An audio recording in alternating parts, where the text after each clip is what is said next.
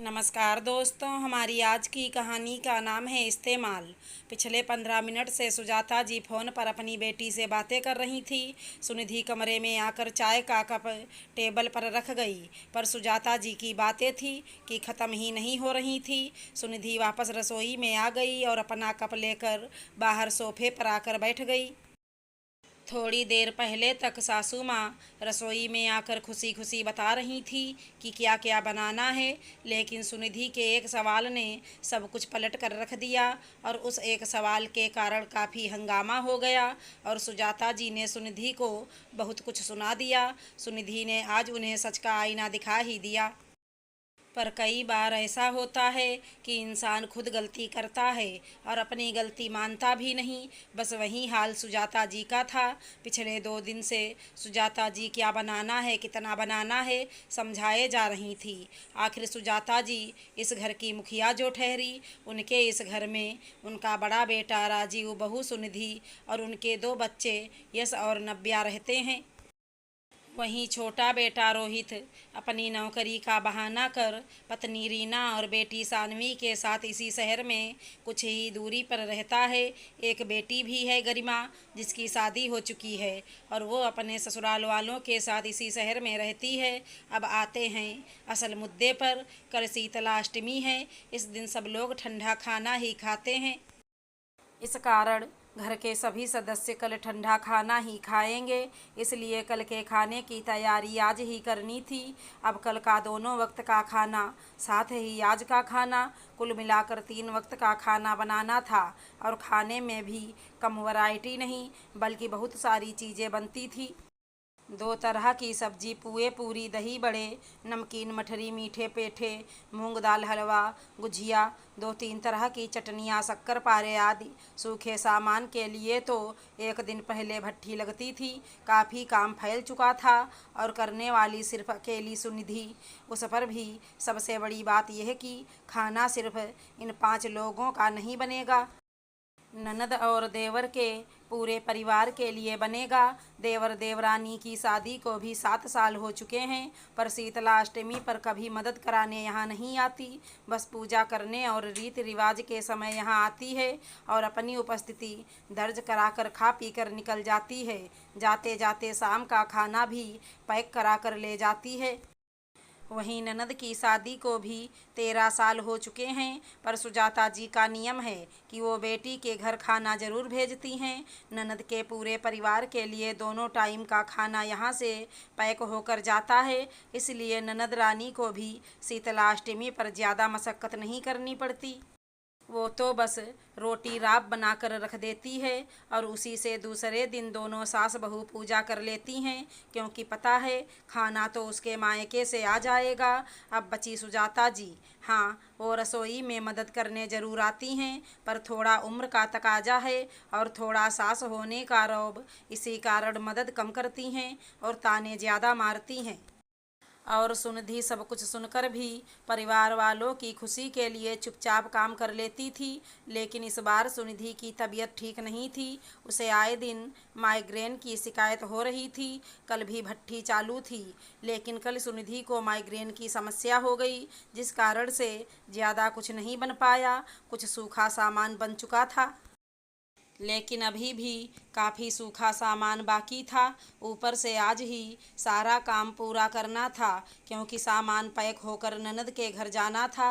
सुबह सुबह ननद का फ़ोन आया तो सुनिधि से बोली, भाभी खाने में क्या क्या बना लिया? दीदी बहुत सिर दर्द हो रहा है, कल रात को भी माइग्रेन की दवाई खाई थी, आज भी समस्या हो रही है। समझ नहीं आ रहा है कैसे बना पाऊंगी। अगर आप आ जाती तो थोड़ी मदद मिल जाती। सुनिधि ने भी सपाट शब्दों में कहा, अरे भाभी, मैं आपकी मदद करने आऊंगी तो मेरे ससुराल वाले क्या कहेंगे? इससे अच्छा आप छोटी भाभी को फ़ोन कर लो, कहकर ननद ने फटाफट फ़ोन रख दिया। उसकी बात सुनकर सुनिधि को बहुत बुरा लगा। फिर भी उसने हिम्मत करके सुजाता जी से कहा, मम्मी जी, मेरी तबीयत ठीक नहीं है, मैं इतने लोगों का खाना अकेली नहीं बना पाऊंगी। आप रीना को बोल दीजिए, वो आ जाएगी तो थोड़ी मदद मिल जाएगी। उसकी बात सुनकर सुजाता जी ने कहा, तो तू कौन सा अकेली खाना बनाती है, मैं भी तो तेरी मदद करती हूँ। ऊपर से तूने मेरी बेटी को भी मदद के लिए बोल दिया। थोड़ी सी शर्म भी नहीं आई? उसके ससुराल वाले क्या सोचेंगे? सुजाता जी की बात सुनकर सुनिधि हैरान रह गई।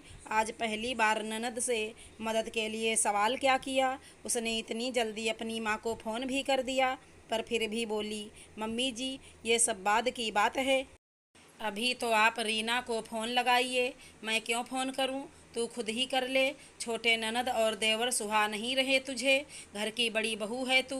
अरे साल में उनके लिए एक बार बना लेती है तो कोई फ़र्क थोड़ी ना पड़ता है। सासू माँ भी बड़बड़ाती हुई सोफे पर बैठ गईं। आखिर सुनिधि ने ही अपनी देवरानी को फ़ोन किया और जानबूझकर फ़ोन स्पीकर पर रख दिया। रीना तुम आज आ जाती तो अच्छा होता, मेरी थोड़ी मदद हो जाती। मुझे बहुत सिर दर्द हो रहा है। इतने लोगों का खाना शायद मैं नहीं बना पाऊंगी। अरे भाभी, आप पहले फ़ोन करती तो मैं ज़रूर आ जाती। अभी फ़िलहाल तो मैं अपने मायके आई हुई हूँ। यहाँ माँ की तबीयत थोड़ी ख़राब है, कहकर उसने भी फ़ोन रख दिया। क्योंकि वह जानती थी कि कैसे भी करके सासू माँ सुनिधि से खाना बनवा ही लेंगी। सुनिधि ने सासू माँ की तरफ देखा तो उन्होंने सुनिधि को ही ताना मारते हुए कहा, अरे उसकी माँ की तबीयत खराब है तभी नहीं आई, वरना तेरी तरह कामचोर नहीं है वो। अरे मेरी छोटी बहू तो गुड़ों की खान है। सुनिधि को सुजाता जी की बात बुरी तो बहुत लग रही थी, इसलिए उसने साथ के साथ रीना के मम्मी को फ़ोन लगा दिया और उनका फ़ोन भी स्पीकर पर रख दिया। जब उधर से उसकी मम्मी ने फ़ोन उठाया तो सुनिधि ने कहा, नमस्ते आंटी जी, कैसी हैं आप? बस बेटा मैं ठीक हूँ। कल शीतलाष्टमी है तो उसकी तैयारी कर रही हूँ। अच्छा, क्या आप रीना से बात करवा सकती हैं? मुझे कुछ ज़रूरी काम था। अरे बेटा, रीना यहाँ कहाँ? कल शीतलाष्टमी आपके घर में भी तो है, तो कितना काम होता है आपको तो पता ही है। मेरी बेटी तो वैसे भी बहुत मेहनती है, हर साल कितना अच्छा अच्छा खाना बनाती है। पिछले साल मैंने मूंग दाल हलवा खाया था उसके हाथ का। बस एक निवेदन करती हूँ बेटा, तुम भी मेरी बेटी जैसी हो, थोड़ा मेरी बेटी की मदद भी कर दिया करो। वो अकेली इतना कुछ कैसे करेगी? वैसे भी आपकी मम्मी जी का स्वभाव कितना सख्त है। कोई बात नहीं आंटी जी, मैं हूँ ना, बस वो आती ही होगी। चलिए आप अपना काम कीजिए। सुनिधि ने फ़ोन रखते ही अपनी सासू माँ की तरफ देखा। सुजाता जी उससे नज़रें भी नहीं मिला पा रही थी। आखिरकार सुनिधि ने कहा, माफ़ करना मम्मी जी, आप अपने छोटे बच्चों के लिए मुझे दो बातें सुनाती हैं। वो आपके छोटे बच्चे हमारा इस्तेमाल कर रहे हैं, अब तो समझ जाइए। पर अब मैं उन लोगों के लिए खाना नहीं बनाऊंगी। मुझसे जितना बन पड़ेगा मैं अपने परिवार के लिए बना लूँगी। इसके अलावा मैं किसी चीज़ को हाथ भी नहीं लगाऊंगी। उन लोगों से कह दीजिए कि अपने खाने का बंदोबस्त खुद कर लें। अरे उस निकम्मी बहू को तो छोड़, मेरे बारे में इतना झूठ बोलती है, पर मैं इतने सालों से अपनी बेटी के ससुराल खाना भेज रही हूँ। अगर इस बार नहीं भेजूंगी तो उसके ससुराल वाले क्या सोचेंगे? देखिए मम्मी जी, आपको ननद रानी के घर पर कुछ भिजवाना है तो आप बाजार से सूखा सामान खरीद कर भिजवा दीजिए। पर अब मैं इतने लोगों का खाना नहीं बना पाऊंगी। मैं भी इंसान हूँ। इन लोगों ने मुझे मुफ्त की नौकरानी ही समझ लिया। उन्हें भी तो सोचना चाहिए था कि थोड़ा आगे बढ़कर खुद मदद करा दें। खैर छोड़िए, मुझे किसी से उम्मीद नहीं। अब मैं मुफ्त की नौकरानी बनने से इनकार करती हूँ और मैं उनसे कुछ नहीं कहूँगी। आप खुद फ़ोन करके उनसे कहेंगी। जब सासू माँ ने देखा कि अब सुनिधि ने भी मन बना लिया है कि उसे अब किसी के सामने नहीं झुकना है और वो गलत भी नहीं है, तो अपने आप अपनी बेटी और बेटे को फ़ोन लगाने चल दी।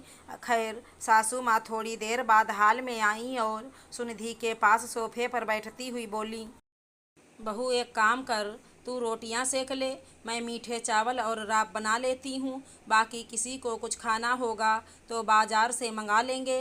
कह दिया मैंने उन लोगों से कि अपना अपना बंदोबस्त कर लो। और रही बात गरिमा की तो सूखा सामान बाजार से खरीद कर उसके घर भिजवा देंगे, कहकर सासू माँ रसोई में चल दी और पीछे पीछे सुनिधि भी खुद को बधाई देते हुए। आखिर उसने खुद को इस्तेमाल होने से रोक दिया था। अगर हमारी कहानी पसंद आई हो तो चैनल को लाइक शेयर सब्सक्राइब करें। राधे राधे दोस्तों।